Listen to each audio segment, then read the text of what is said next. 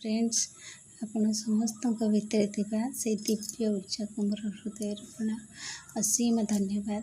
आज मो ये वीडियो माध्यम आम केमती आम आत्मबल को बढ़ाइबा निज उपरे बेसी ध्यान रखा आग को जीवा निज शरीर को सुस्थ रखा समृद्धिशाली हवा शांति रहिबा परिवार को शांति रखा सहित निजे भी शांति रहिबा सुस्थ रहिबा ये वीडियो माध्यम कहबी। आम अनेक जिनस को फॉलो करचे आम लॉ ऑफ अट्रैक्शन को फॉलो करचे रेकी भी फॉलो करचे ये सब जिनस को फॉलो करचे यार मुख्य उद्देश्य कौन निजे सकारात्मक विचार रहिबा अन्य मानकर पॉजिटिव जिनस को देखिबा आ निजे भी पॉजिटिव रहिबा निज भितर थिबा प्रतिभा को चिन्हिबा और सकारात्मक रहिबा जहाँफल आमको शांति लगे खुशी लगे और पूरा माने पूरा पूरी पीस माने सब पूरा शांति लगे माने प्रत्येकटी रक्त कणिका पूरा शांत रुहे। यार मुख्य उद्देश्य सकारात्मक रहिले ही आम समृद्धिशाली हेबा खुशी रे रहिबा अन्यर वृथा विचार ठार दूर रहिबा अन्यर वृथा विचार भी आम शरीर थिबा रक्त कणिका को भी विशृंखलित करे कारण आम जितेबाला कौन नेगेटिव जिनस आलोचना करवा आम शरीर गोटे प्रकार केमिकल सृष्टि हुए जो केमिकलटा आम मन आ शरीर को उभय को अस्थिर करे किंतु आम जदि सकारात्मक विचार कहार गोटे भल चिंता करथिबा किंबा कहार गोटे भल आलोचना करथिबा भल किसी ईश्वर जिनस आध्यात्मिक लाइन कथा शुणुवा से आम आमको लक्ष्य करवा देखा आम माइंड पूरा पीस रे रोचे शांति रे रोचे आ शरीर प्रत्येकटी अंग पूरा पूरा रिलैक्स लगुच आपन थे देखु आप थे लक्ष्य कर देखु आम ये कथा को केबे लक्ष्य करें आगु मुझे ये कथा को केबे लक्ष्य करनथली किंतु मुझे लॉ ऑफ अट्रैक्शन शिखिली आ सकारात्मक विचार रही तेबे मु बुझीपारि आबे भी केबे भी नकारात्मक विचार आसे मन को तेबे भी मन विशृंखलित हुए आ मन शरीर थी प्रत्येकटी रक्त कणिका भी विशृंखलित हुए किंतु आम या केबे जानी पारुने आम आपको केबे लक्ष्य करनी थे लक्ष्य करी आपण देखंतु मु निजे लक्ष्य करिछि जानिछि आम शरीर जी जो केमिकल दुईटा केमिकल सृष्टि हुए आम सकारात्मक रहिले जो केमिकल सृष्टि आम शरीर से हमको सुस्थ रखे आओ शांति रे रखे आम खुशी रे आम सब मैं खुशी को आम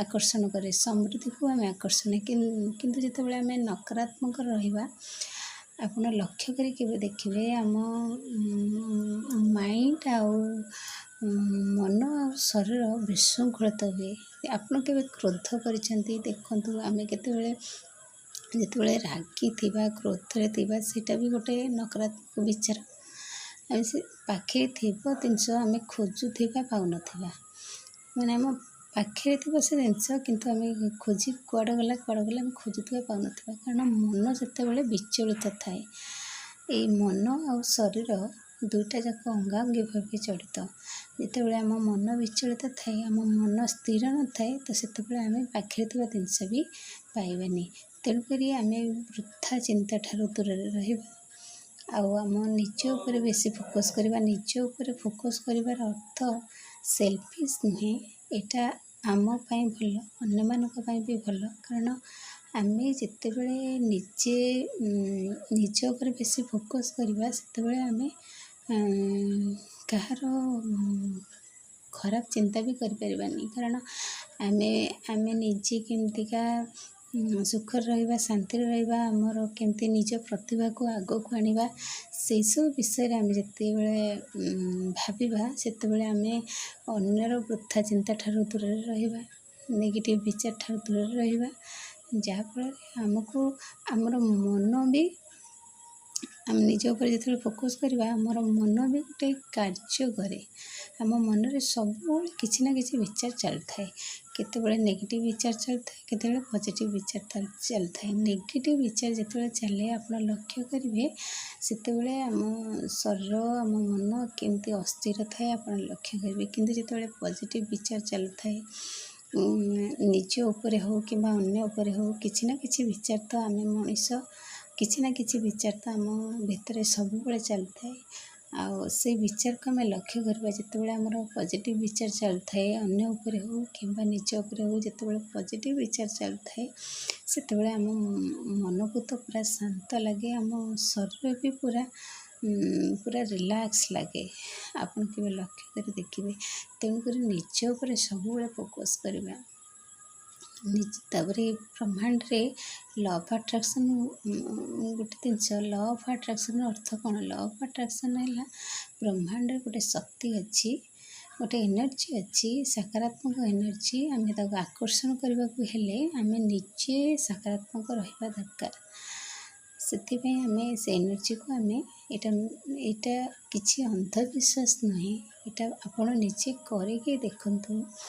ଆମେ ସକାରାତ୍ମକ ରହିଲେ ସକାରାତ୍ମକ ଜିନିଷକୁ ହିଁ ଆମେ ଆକର୍ଷଣ କରିପାରିବା। ଆମେ ଆମ ସମୃଦ୍ଧିକୁ ଆକର୍ଷଣ କରିପାରିବା। ଆମେ ପଜିଟିଭ୍ ରହିଲେ ହିଁ ଆମେ ପଜିଟିଭ୍ ଜିନିଷକୁ ଆକର୍ଷଣ କରିପାରିବା। ଯେମିତି ପୃଥିବୀର ମାଧ୍ୟାକର୍ଷଣ ଶକ୍ତି ଦ୍ୱାରା ପୃଥିବୀ ନିଜ ଆଡ଼କୁ ସବୁ ଜିନିଷକୁ ଆକର୍ଷଣ କରେ, ସେମିତି ଯଦି ଆମେ ଯେମିତି ଇଟା ଗୋଡ଼ି ପଥର ଯାହା ବଲ୍ ହଉ ଫୁଲ ହଉ ଯାହା ଫୋପାଡ଼ିବା ସେ ରିଟର୍ନରେ ପୁଣି ଫେରି ଆସେ, ସେମିତି ଆମର ବିଚାର ଆମର ଶବ୍ଦ ବି ଆମ ପାଖକୁ ଫେରି ଆସେ। ତେଣୁକରି ଆମର ବିଚାର ଆମର ଶବ୍ଦ ପ୍ରତି ଆମେ ଲକ୍ଷ୍ୟ କଲେ ଆମେ ଜାଣିପାରିବା ଯେ ଆମେ କେବେ ଏସବୁ ଜିନିଷକୁ ଲକ୍ଷ୍ୟ କରୁନାହିଁ।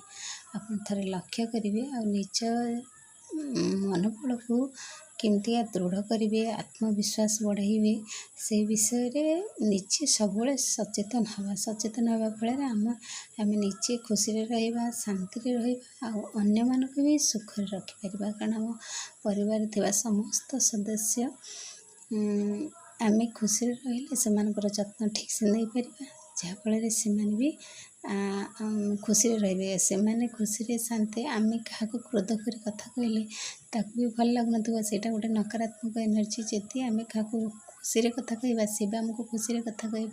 ଖୁସିରେ କଥା କହିଲେ କ'ଣ, ଆମେ ସକାରାତ୍ମକ ଜିନିଷଟାକୁ ଆମେ ଆକର୍ଷଣ କଲେ। ତାପରେ ଆମର ନିଜର ଆତ୍ମବଳ ବଢ଼ାଇବା, କାରଣ ଆମେ ସମସ୍ତେ ଗୋଟେ ଦିବ୍ୟ ଆତ୍ମା। ଆମେ ସମସ୍ତେ ଈଶ୍ୱର ଦତ୍ତ, ଈଶ୍ୱରଙ୍କ ଠାରୁ ଆସିଛେ। ଆମ ସମସ୍ତ ଭିତରେ କିଛି ନା କିଛି ପ୍ରତିଭା ଲୁଚିକିରି ଅଛି। ଆମେ ସେ ପ୍ରତିଭାକୁ ଆଗକୁ ଆଣିବା।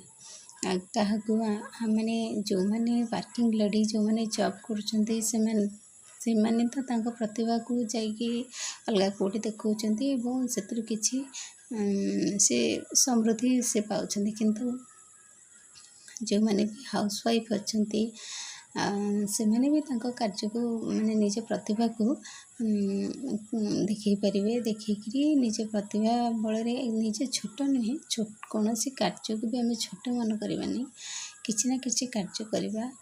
ଆଉ ଏସବୁ ଜିନିଷ କେବଳ ନିଜ ଉପରେ ଫୋକସ୍ କଲେ ହିଁ କରିପାରିବା। ଯଦି ଆମେ ନିଜ ଆଡ଼କୁ ଧ୍ୟାନ ଆଣିବା ନାହିଁ, ନିଜର ଗୁଣକୁ ଚିହ୍ନିବା ନାହିଁ, ତ କେବେ ବି ଆମେ କରିପାରିବା ନାହିଁ। କାରଣ ଆମେ ଯଦି ବିଚାର ଆମ ଆଡ଼କୁ ଆଣିବା, ଆମେ କେମିତି ଉନ୍ନତି କରିବା, ଆମେ କେମିତି ସୁସ୍ଥ ରହିବା, ଆମେ କେମିତି ସୁନ୍ଦର ରହିବା, କାରଣ ସମସ୍ତେ ଚାହାନ୍ତି ଆମେ ସୁସ୍ଥ ଆଉ ସୁନ୍ଦରରେ ରହିବୁ, ସୁନ୍ଦର ଦେଖାଯିବୁ, ସବୁବେଳେ ସୁନ୍ଦର ସମସ୍ତଙ୍କୁ ସୁନ୍ଦର ଦେଖିବା, କେମିତିକା ଶରୀରଟା ସୁନ୍ଦର ରହିବ, ସୁସ୍ଥ ରହିବ ସମସ୍ତେ ଚାହାନ୍ତି। ତ ସେଥିପାଇଁ ଆମକୁ ନିଜକୁ ସଚେତନ ରହିବାକୁ ପଡ଼ିବ ନା। ଆମକୁ ଆମ ଶରୀର, ଆମର ହାତ ଗୋଡ଼ ମୁହଁ, ଆମ ଚୁଟି ସବୁ ପ୍ରତି ଆମ ନିଜର ଧ୍ୟାନ ଦେବାକୁ ପଡ଼ିବ। ତା ସହିତ ମନ ବି ବ୍ୟସ୍ତ ରହିବ, କାରଣ ଆମେ ଯେତେବେଳେ ଆମ ଶରୀର ପ୍ରତି ଧ୍ୟାନ ଦେବା, ଆମ ପ୍ରତ୍ୟେକଟି ଅଙ୍ଗ ପ୍ରତି ଧ୍ୟାନ ଦେବା, ତ ଆମ ମନରେ କେବେ ବି ଖରାପ ବିଚାର ଆସିବନି। କାରଣ ଆମେ ସବୁବେଳେ ଆମ ପ୍ରତି ହିଁ ଧ୍ୟାନ ଦେବା, ଆଉ ନିଜକୁ ଖୁସିରେ ରଖିବା ଆଉ ଅନ୍ୟକୁ ଖୁସିରେ ରଖିବା, ଯାହାଫଳରେ ଆମେ ସମୃଦ୍ଧିଶାଳୀ ହେବା। ଆମେ ସମୃଦ୍ଧିଶାଳୀ କେମିତି ହେବା ନା, କିଛି ନା କିଛି କାର୍ଯ୍ୟ କରିବା ଆଉ ତାକୁ ଆଗକୁ ଆଣିବା।